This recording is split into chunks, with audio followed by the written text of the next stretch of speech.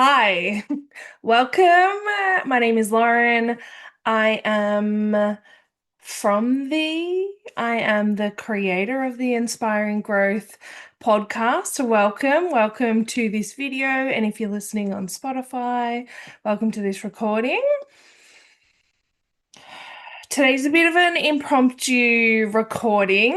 I'm just super cash in my t-shirt, but I first of all just wanted to remind you that if you're here, I believe that we are always brought to whatever is next for us. So if you've been drawn to this episode, there's something in here for you. So I would encourage you to listen until the end. But today's episode, I want to talk about emotional maturity. Now, this comes because on Friday night, a couple of days ago, maybe 4 or 5 days ago, I went to a singles night, which I've never been to before, and I've been wanting to go for ages, but I was seeing someone, and then this popped up and I'm not ready to start seeing someone again, but I just thought I'll go because it felt like I needed to go. It felt, it was all just divinely orchestrated and I was like, fine. And so I went and, I was like, I let go of any expectations and I was like, whatever I need will present itself to me. It'll be okay. It's just about going and seeing what it's all about. And so, I made friends with someone in the line as I was lining up to go in. I was like, "Hi, are you here by yourself?" And she's like, "Yeah." And I'm like, "Okay, let's be friends." And she's like, "Yes, please." So then we were standing, and then like a bunch of other girls just were like, "Oh my God, are you guys by yourself? Yes, let me join." And so then there's like six of us, and these women are all mid to late 40s. And I just, I kind of started to realize that, like, the way that they connected was through putting other people down or judging other people or commenting other people. And I was like, ooh, this is a bit, oh gosh. And so, I just kind of didn't engage and was just standing there and, did the exercises and all this sort of thing. And it's interesting when you're on this healing journey. And I was speaking to one of my clients earlier today, and she's the inspiration for this episode. And she was just talking about how crazy it is to hear someone else talk about something in a way that she used to talk about it and to not feel like that anymore, and also to see it from a different perspective. And from a spiritual perspective, when we shift timelines, we're then able to see ourselves as if we're removed from how we used to be. So what she's talking about is seeing a version of her the way that she used to be. Obviously, it's not physically the same her, but it's a version of her doing that. And she's like, "Oh, I'm changed now because I don't believe that. And I see the impact that it's having on the people around me, etc., etc." So, first of all, I just want to talk about a couple of things that happened. And then what I'll do is I want to run through kind of the stages of emotional development because it makes total sense if we haven't, because I used to be there, and because as a collective society, the majority of people have not emotionally matured. They're still running. And, if you were to refer to like Carl Jung, you would say the child archetype. They're still running on that immature, ego-centered um, maturity level. So, and first of all, I would just like to lay it out in a way that kind of explains what's next for you if you identify yourself in some of these areas. I know that there's a lot of content going around about the anxious avoidant attachment styles and about codependence and things like that. They're all emotionally immature. And so mature is a secure attachment.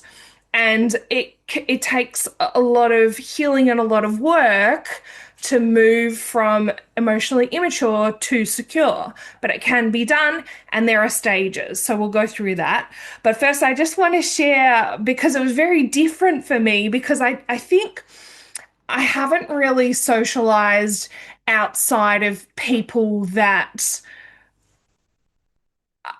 I want to. So, obviously, I've been doing this work for a good 4 years now, and I've been doing personal development for almost five. So I've really been in that space. So the people that I've been interacting with have been interested in all of this and, have had awareness. And even if they don't, I've been able to be like, oh, hey, did you realize that? And they're like, oh, yep, cool. And we can have a talk about it. And I haven't interacted with that many people who are normies. So the first the first kind of one was where um I went with some of the women because I felt very uncomfortable, and the women to men ratio was very, very out. And yeah, I didn't feel, I think maybe I felt a little bit insecure because I'm tall and I'm also a plus size girl. So I just was like, oh, I'm not sure if people would be interested in me or attracted to me. And so I was just like, I'll just let them come up to me. And there were, a few guys that came up, but they're short and they're also very socially awkward, which is totally fine. I loved having a chat with them. Um, oh yeah, that's right.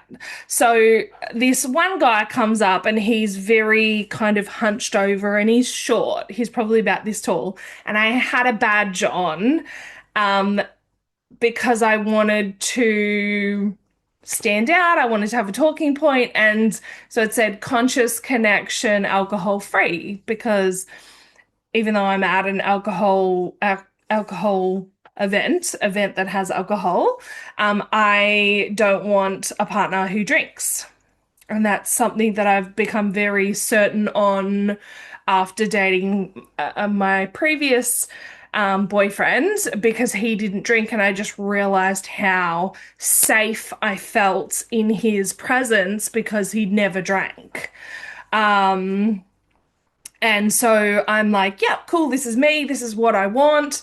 So then this little guy comes up, little guy, I don't mean to minimize him, but he comes up and he's like, oh, conscious connection, alcohol free. What does that mean? And I was like, oh, that's just what I'm looking for.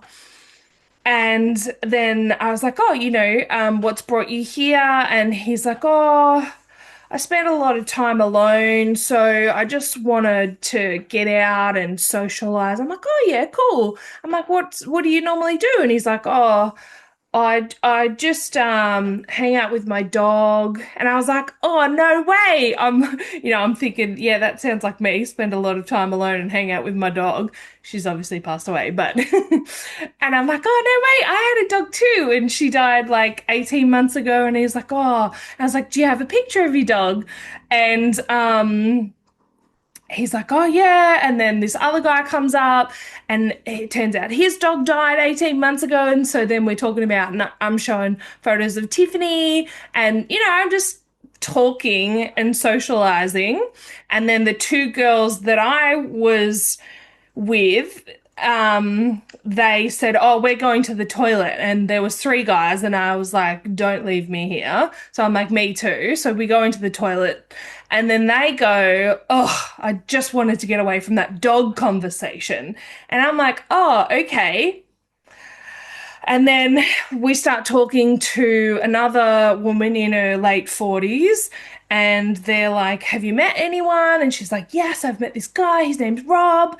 And she's so excited. And so the other two girls are like, oh, like, take us, introduce us to him. And I'm thinking, God, this is really similar to like when I was in my 20s and going out to the clubs and stuff. This is, because we were just like, running around, and well, I wasn't. I was just following because I didn't want to be by myself, I think. And so then I followed them, and she's like, "Yeah, this is Rob." And Rob's there, and he's really drunk. And I'm like, what would cause someone to be attracted to someone who's so drunk? She's like, he's so funny. And he shakes my hand, says, I'm Rob. And he's like, and he's really drunk and his hands are cold. And I didn't realize at the time, but something must have been triggered in me because I just then left.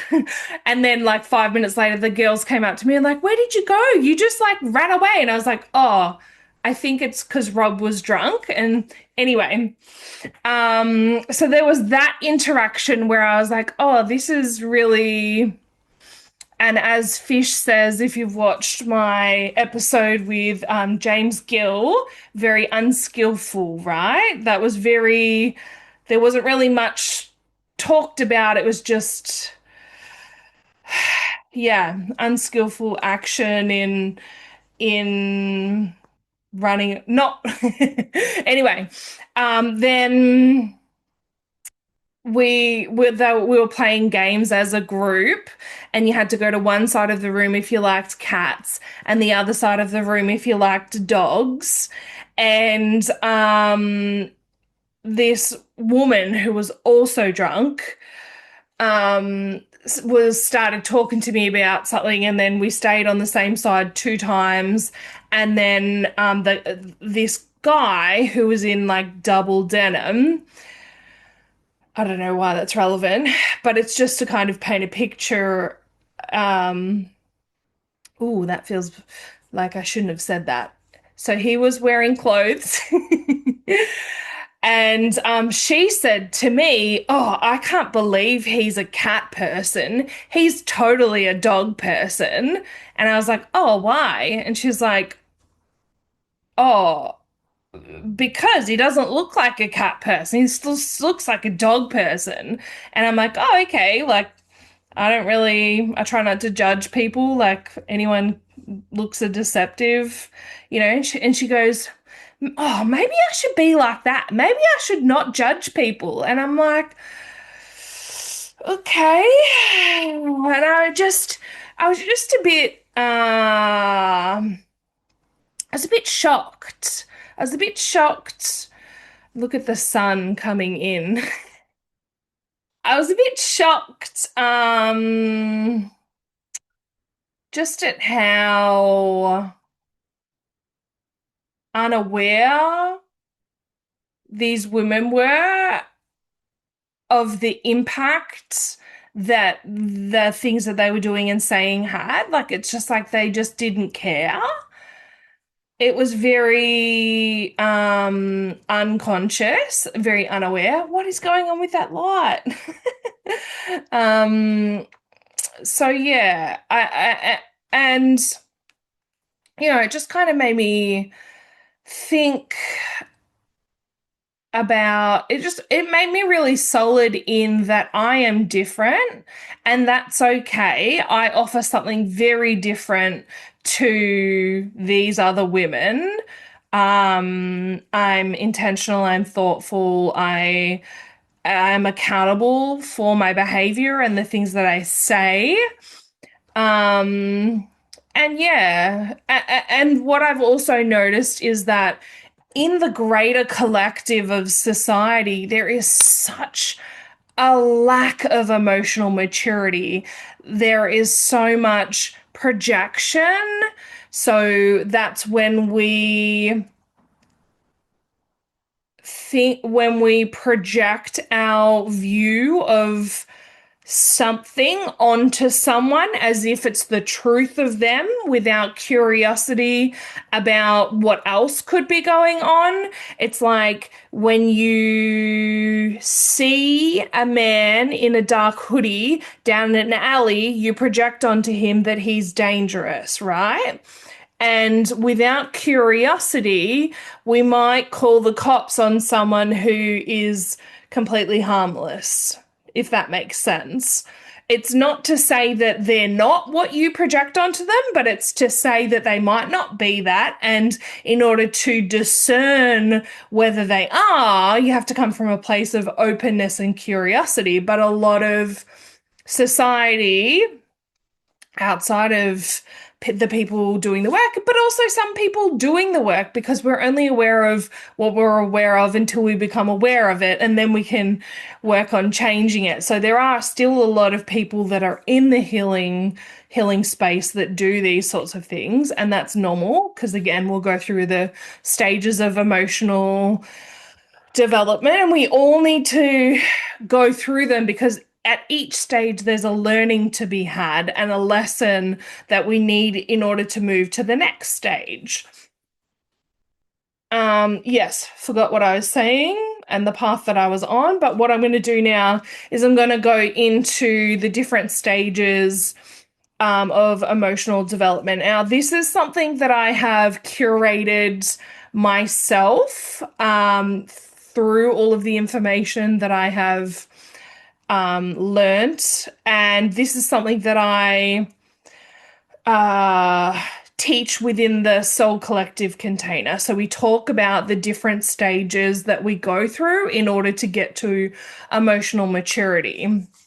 So the four stages are dependence, codependence, independence, and interdependence.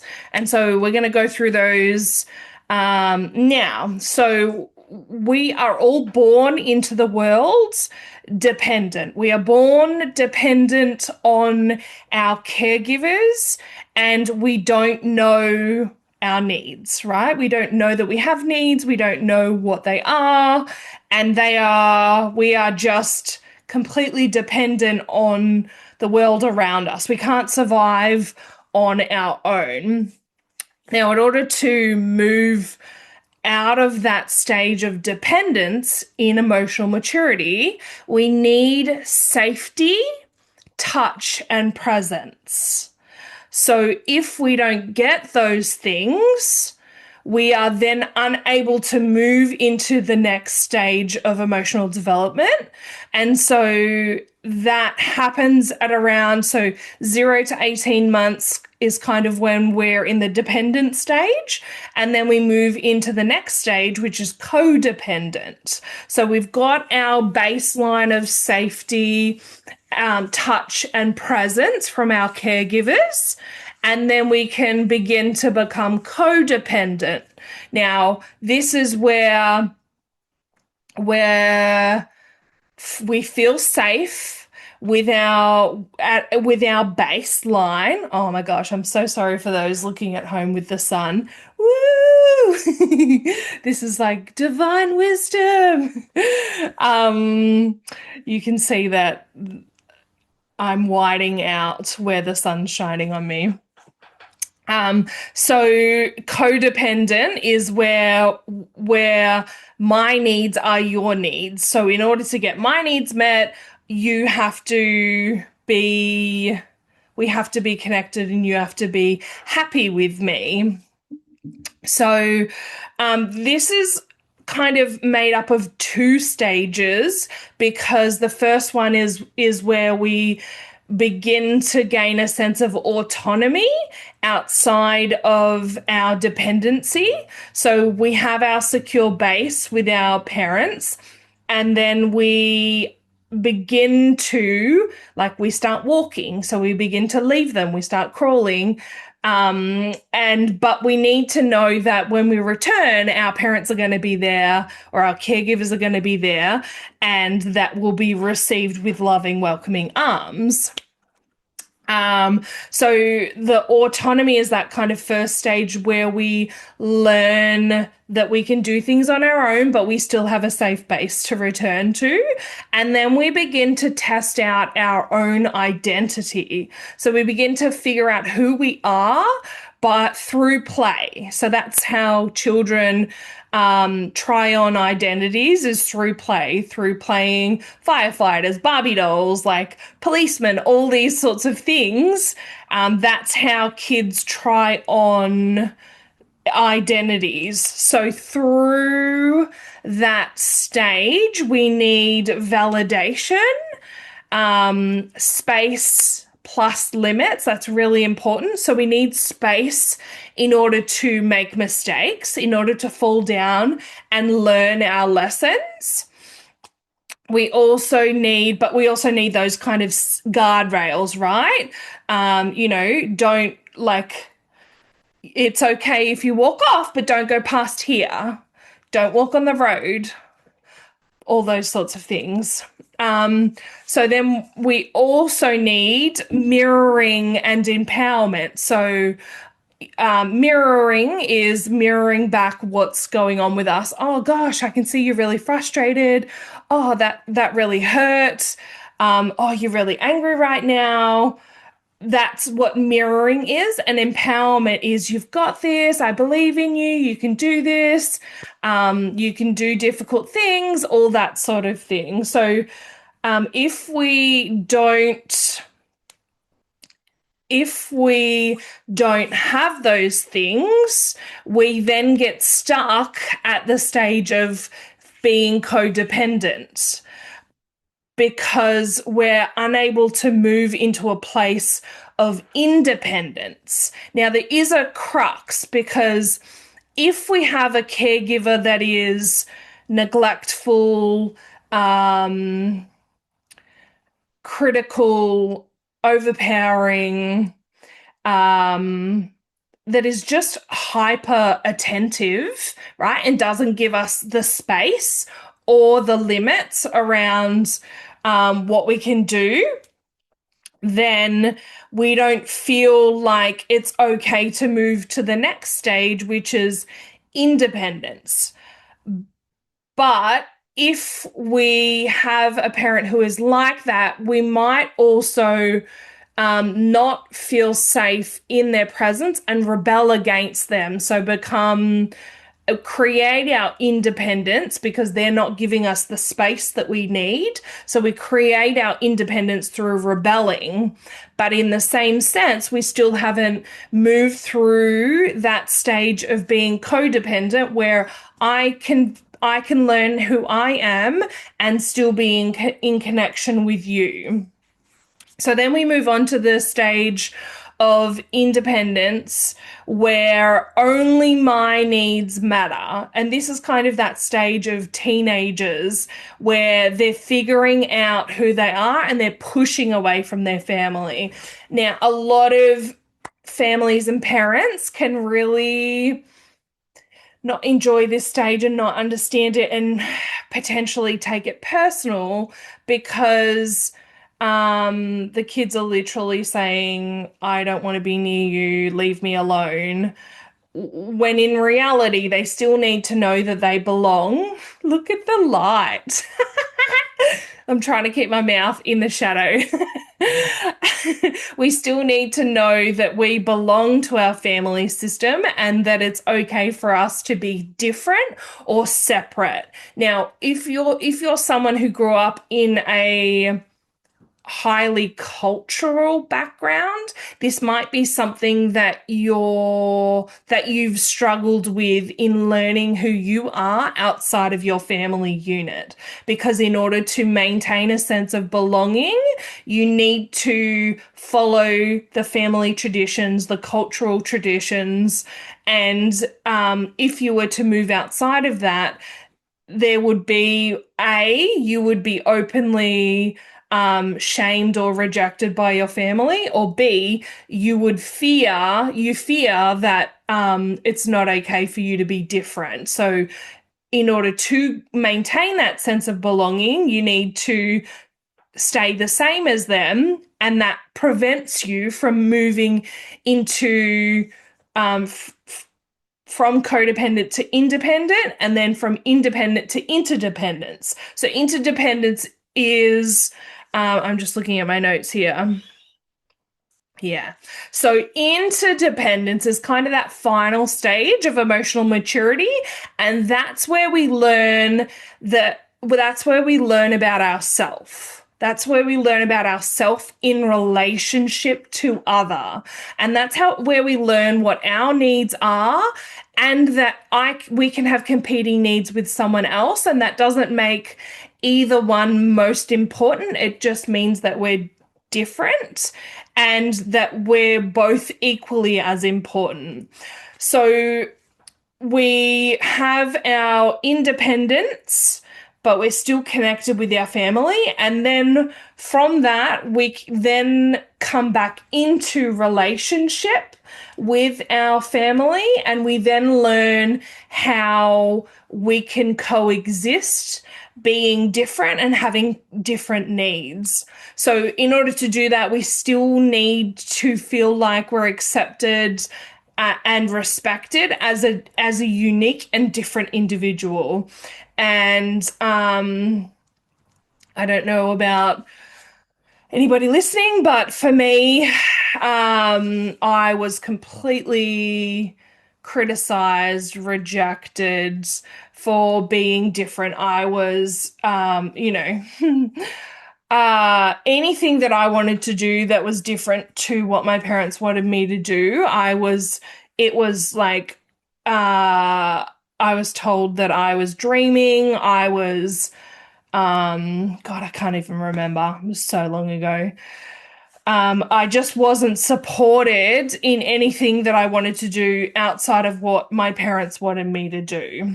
I think I've said in another episode I wanted to be a ballerina, and it was like, no, you can't be a ballerina, you're too tall, right? And so from a logical perspective, you're like, wow, that's probably true. But also from a developmental perspective, I needed support and encouragement, and I was going to learn that I couldn't do it if I couldn't do it. But do you know what? Like, you can do stuff without doing stuff. Like, I could have just practiced, like, but that feedback from my family stopped me from trying out being a ballerina.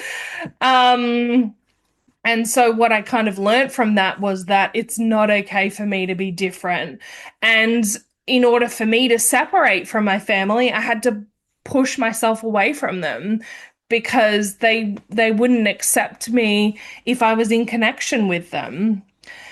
And so all of these different stages. So once we then have a successful returning to home in our interdependence, we then sink into emotional maturity. And the issue that we have in the collective society is that we've had a bunch of emotionally immature parents raising children who are obviously emotionally immature, but then the parents, because they haven't matured, are taking personally all of the things that are developmentally going on naturally with the kid, which is then stunting the kid's emotional growth. So we then have a society of emotionally immature adults. And this kind of reflects, I don't know if you've ever had someone who you look up to, say a boss or someone at work, because what can happen with emotionally immature people and emotionally underdeveloped people is that they can perform in a workplace because they have a set of rules and a set of things, and it's dependent on them being a certain way, and they can perform for 8, 9 hours a day. But then outside of that, their life is a mess and they don't have, they can have a mature conversation. Well, they can perform for their customer facing job, but then behind that, they're bitching, complaining, whinging, all of these unskillful behaviors that don't actually move the needle forward in terms of having their needs met. And that's kind of where emotional immaturity is. It's not knowing what our needs are and not knowing how to ask for them to be met. And that's a really, really horrible place to be. It's such a disempowering place to be. And so if you are someone who sees yourself in any of these sections, dependent, codependent, independent, you're you need to go through the process of emotionally maturing and having the realizations that you were meant to have as a child as an adult. And you can absolutely do that. That's what I've been doing over the last couple of years for myself. And now I'm in a place where I'm like, oh, okay, that doesn't bother me because I know how to speak up for myself. I know where my limits are and I know what my needs are. And it's okay that we have different needs and I can ask for those needs to be met. Now, I'm not saying that I'm perfect, and I'm also not saying that I don't still have fears. And, sometimes I'm worried that my friend will think that whatever she thinks and that she won't want to be friends with me anymore. But I can come to her with that vulnerability. Ooh, that's the other thing. So when we haven't gone through the stages of emotional development, what that means is that we are unable to be vulnerable with ourselves and vulnerable with others. And the real cost to us is that we can't experience true connection or intimacy. So we are basically alone. We are alone because we can't connect with ourselves and we can't connect with others. True intimacy, true emotional intimacy and depth is created through vulnerability. So that's why I would encourage you to go on this journey to emotional maturity. It is a tough one. It is a long one, but your life will benefit from it. The people around you will benefit from it. Your future will benefit from it. Everything will benefit from it. So I just wanted to say thank you so much for being here. Thank you so much for listening. I know that you will have got exactly what you need from this episode. But if you do have any questions, please feel free to comment on this video or send me an email or DM me on Instagram. Once again, thank you so much, and I will see you next time.